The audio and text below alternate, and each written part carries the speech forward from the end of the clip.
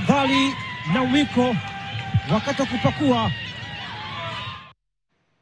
Haya, tuweze kusikiza hasa semi kutoka kwa benchi la kiufundi katika pande zote mbili, upande wa timu ya taifa soka kwa wanawake Harambee Starlets sawia pia na timu ya taifa ya wanawake ya Burundi.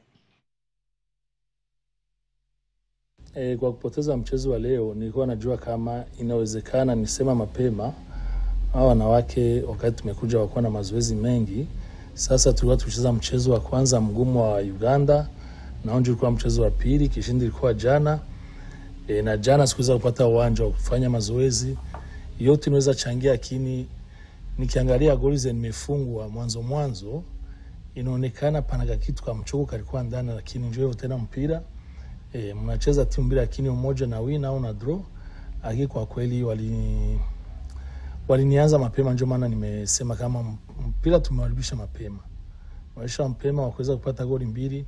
Kukimbia nyuma ya goli mbili si rahisi. Kama ulikuwa na mechi ile siku ya paripita siku moja, nilikuwa nimeshaona tu kama patakuwa kitu fulani, lakini njoo hivyo mpira.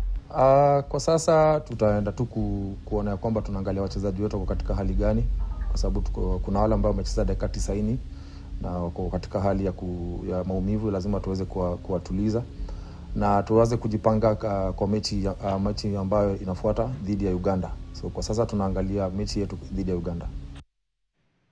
Kila laheri kwa wana Harambee Starlets wakati wanasaka kule ubingwa. Tuangazie mchezo wa Scrabble. Ni kwamba kombe la bara Afrika la mchezo wa Scrabble limetua nchini rasmi, huku likifululizwa hadi shule ya utumishi